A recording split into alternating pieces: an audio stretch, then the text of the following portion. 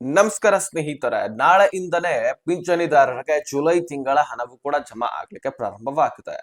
ಹೌದು, ಈ ಜೂನ್ ತಿಂಗಳ ಹಣವು ಕೂಡ ಬಹಳಷ್ಟು ಫಲಾನುಭವಿಗಳಿಗೆ ಇನ್ನೂ ಕೂಡ ಬಂದಿಲ್ಲ. ಅದು ಕೂಡ ಜಮಾ ಆಗ್ತಾ ಇದೆ. ಅದರ ಜೊತೆಗೆ ಜುಲೈ ತಿಂಗಳ ಹಣವನ್ನು ಕೂಡ ಜಮಾ ಮಾಡ್ಲಿಕ್ಕೆ ಸ್ಟಾರ್ಟ್ ಮಾಡ್ತಾ ಇದಾರಂತೆ.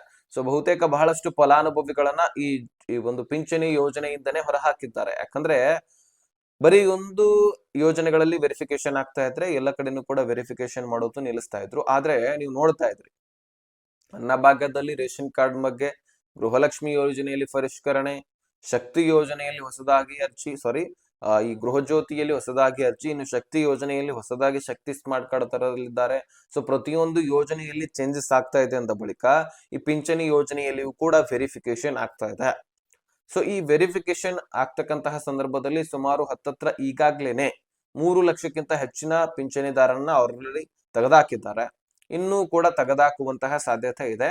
ಈ ಗೃಹಲಕ್ಷ್ಮಿ, ಅನ್ನಭಾಗ್ಯ ಇದರೆಲ್ಲದಕ್ಕಿಂತನೂ ಹೆಚ್ಚಾಗಿ ಫಲಾನುಭವಿಗಳು ಇದ್ದದ್ದು ಈ ಪಿಂಚಣಿ ಯೋಜನೆಯಲ್ಲಿ, ಮತ್ತು ಇದು ಶಾಶ್ವತ ಯೋಜನೆ.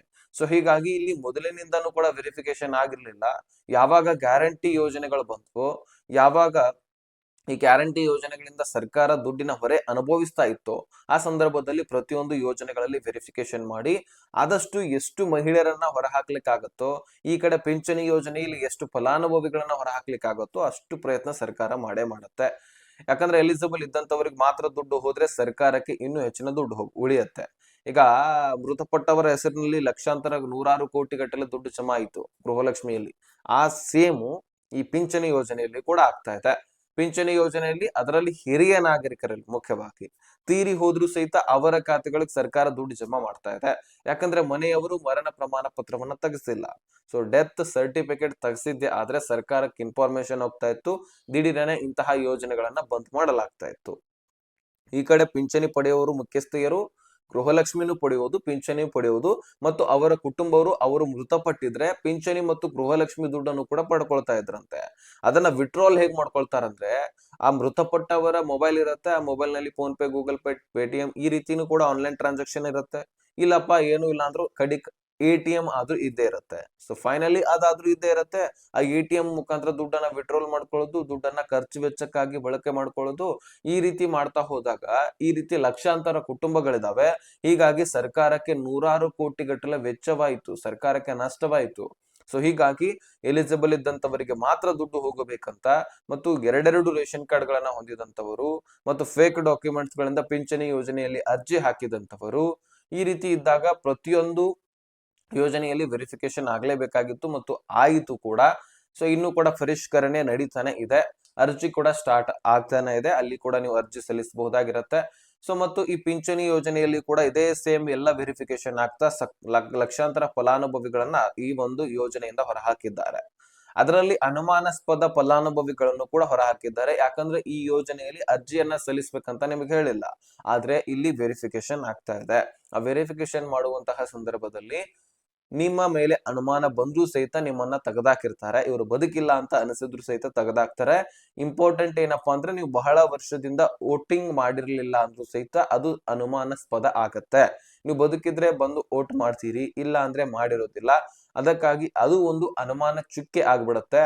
ಅದರಿಂದ ಸರ್ಕಾರ ಒಂದ್ ಹೆಜ್ಜೆ ಮುಂದಿಟ್ಟು ಇವರನ್ನ ರದ್ದು ಮಾಡಿಬಿಡೋಣ ಅಂತ ಹೇಳುತ್ತೆ. ಅದರಲ್ಲಿ ರದ್ದು ಮಾಡಿರುತ್ತಲ್ಲ, ಅದಕ್ಕೊಂದು ಆಪ್ಷನ್ ಕೂಡ ಕೊಟ್ಟಿದೆ.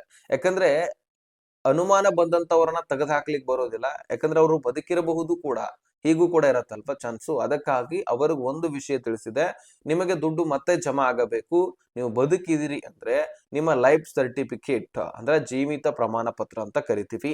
ಆ ಸರ್ಟಿಫಿಕೇಟ್ ಅನ್ನ ನೀವು ಯಾವ ಬ್ಯಾಂಕ್ ಅಕೌಂಟ್ ಅನ್ನ ಈ ಪಿಂಚಣಿ ಯೋಜನೆಗೆ ಲಿಂಕ್ ಮಾಡಿಸಿರ್ತೀರಿ, ಆ ಬ್ಯಾಂಕ್ಗೆ ಹೋಗಿ ನೀವು ಈ ಒಂದು ಲೈಫ್ ಸರ್ಟಿಫಿಕೇಟ್ ಅನ್ನ ಸಬ್ಮಿಟ್ ಮಾಡಿ ಸಾಕು, ಮತ್ತೆ ನಿಮಗೆ ಎಂದಿನಂತೆ ದುಡ್ಡು ಜಮಾ ಆಗತ್ತೆ ಅಂತ ಇನ್ಫಾರ್ಮೇಶನ್ ಕೊಟ್ಟಿದೆ. ಸೊ ಹೀಗಾಗಿ ಬಹಳಷ್ಟು ಲಕ್ಷಾಂತರ ಫಲಾನುಭವಿಗಳು ಈ ಯೋಜನೆಯ ಲಾಭವನ್ನ ಪಡ್ಕೊಳ್ಳಿಕ್ ಆಗ್ತಾ ಇಲ್ಲ. ಸೊ ಅದಕ್ಕಾಗಿ ನೀವು ಲೈಫ್ ಸರ್ಟಿಫಿಕೇಟ್ ಅನ್ನ ಕೊಡೋದು ಇಂಪಾರ್ಟೆಂಟ್. ಆಗ ಮಾತ್ರ ನಿಮ್ಮ ಖಾತೆಗಳಿಗೆ ದುಡ್ಡು ಜಮಾ ಆಗ್ಲಿಕ್ಕೆ ಮತ್ತೆ ರಿಟರ್ನ್ ಪ್ರಾರಂಭವಾಗತ್ತೆ. ಸೊ ಪ್ರತಿಯೊಬ್ಬರು ಕೂಡ ಈ ಕೆಲಸ ಮಾಡಿ. ಯಾರಿಗೆ ದುಡ್ಡು ಸರಿಯಾಗಿ ಬರ್ತಾ ಇಲ್ಲ ಅಂತವ್ರು ಮಾತ್ರ ಮಾಡಿ. ಮತ್ತು ನಿಮಗೆ ಕಳೆದ 1 ತಿಂಗಳದ ದುಡ್ಡು ಬಂದಿಲ್ಲ ಅಥವಾ 2 ತಿಂಗಳದ ಮಾತ್ರ ಬಂದಿಲ್ಲ ಅಂದ್ರೆ ತಲೆ ಕೆಡಿಸ್ಕೊಳ್ಬೇಡಿ. ಯಾಕಂದ್ರೆ ಸರ್ಕಾರವೇ ಖುದ್ದಾಗಿ ಸರಿಯಾದ ಸಮಯಕ್ಕೆ ದುಡ್ಡು ಜಮಾ ಮಾಡ್ತಾ ಇಲ್ಲ. ಈ ಗ್ಯಾರಂಟಿ ಯೋಜನೆಗಳು ಬರೋಕ್ಕಿಂತ ಮುಂಚೆ ಪ್ರತಿಯೊಂದು ಕಂತು ಅಂದ್ರೆ, ಈಗ ಜುಲೈ ತಿಂಗಳದ ಕೇವಲ 1-2 ದಿನಗಳಲ್ಲಿ ಕ್ಲಿಯರ್ ಆಗ್ತಾ ಇತ್ತು. ಆಗಸ್ಟ್ ಪ್ರಾರಂಭವಾದ್ರೆ ಆಗಸ್ಟ್ ನಲ್ಲಿ ಆಗಸ್ಟ್ ತಿಂಗಳದ ಹಣವೇ ಕ್ಲಿಯರ್ ಆಗ್ಬಿಡ್ತಾ ಇತ್ತು. ಈ ರೀತಿ ಆ ತಿಂಗಳದ ಹಣ ಅದೇ ತಿಂಗಳಲ್ಲಿ ಕ್ಲಿಯರ್ ಆಗ್ಬಿಡ್ತಾ ಇತ್ತು, ಕೇವಲ 2 ರಿಂದ 5 ದಿನದ ಒಳಗಾಗಿ. ಆದ್ರೆ ಈಗ 10 ದಿನ ಟೈಮ್ ತೆಗೆದುಕೊಳ್ಳುತ್ತೆ ಅಥವಾ 1 ತಿಂಗಳು ಬಿಟ್ಟೇ ಜಮಾ ಮಾಡುತ್ತೆ. ಈಗ ಜೂನ್ದು ಕೂಡ ಹಾಗೆ ಆಗಿದೆ. ಜೂನ್ ಎಂಡ್ ನಲ್ಲಿ ಜೂನ್ ತಿಂಗಳದ ಜಮಾ ಮಾಡಿದೆ. ಈಗ ಜುಲೈದು ಕೂಡ ಸ್ಟಾರ್ಟ್ ಆಗ್ಬೇಕಾಗಿತ್ತು, ಈಗ ಸ್ಟಾರ್ಟ್ ಆಗಲಿದೆ ಅನ್ನುವಂತಹ ಮಾಹಿತಿ ಕೂಡ ಸಿಗ್ತಾ ಇದೆ. ಸೊ ಯಾರು ವೆರಿಫಿಕೇಶನ್ ಅಂತೂ ಆಗಿದೆ, ಯಾರಿಗೆ ದುಡ್ಡು ಸರಿಯಾಗಿ ಬರ್ತಾ ಇಲ್ಲ, ಲೈಫ್ ಸರ್ಟಿಫಿಕೇಟ್ ಕೊಡೋದು ಅತಿ ಅವಶ್ಯಕ. ಅವರು ವೆರಿಫಿಕೇಶನ್ ಮಾಡಿ ಮತ್ತೆ ನಿಮಗೆ ದುಡ್ಡು ಜಮಾ ಮಾಡ್ಲಿಕ್ಕೆ ಪ್ರಾರಂಭಿಸ್ತಾರೆ. ಸೊ ಪ್ರತಿಯೊಬ್ಬರು ಕೂಡ ಈ ಕೆಲಸ ಮಾಡಿ. ಸೊ ಇನ್ನು ಏನೇ ಡೌಟ್ಸ್ ಗಳಿದ್ರು, ಕ್ಲಿಯರಿಫಿಕೇಶನ್ ನನ್ನ ಕಡೆಯಿಂದ ಬೇಕಾಗಿದ್ರೆ ಡಿಸ್ಕ್ರಿಪ್ಷನ್ ಅಲ್ಲಿ ಇನ್ಸ್ಟಾಗ್ರಾಮ್ ಲಿಂಕ್ ಇರುತ್ತೆ, ಅಲ್ಲಿಂದ ಮೆಸೇಜ್ ಮಾಡಿ, ಅಲ್ಲಿ ಕೂಡ ಫಾಲೋ ಮಾಡಿ. ನಮ್ಮ ಸ್ನೇಹಿತರಲ್ಲಿ ನೀವು ಕೂಡ ಒಬ್ರು ಆಗ್ತೀರಿ. ಮೆಸೇಜ್ ಮಾಡಿ, ನಾನು ಖಂಡಿತವಾಗ್ಲೂ ರಿಪ್ಲೈ ಕೊಡ್ತೀನಿ. ಸೊ ಯಾರು ಸಬ್ಸ್ಕ್ರೈಬ್ ಮಾಡಿಲ್ಲ, ಬೇಗನೆ ಸಬ್ಸ್ಕ್ರೈಬ್ ಮಾಡ್ಕೊಳ್ಳಿ. ವಿಡಿಯೋ ನೋಡೋದಕ್ಕೆ ಧನ್ಯವಾದ.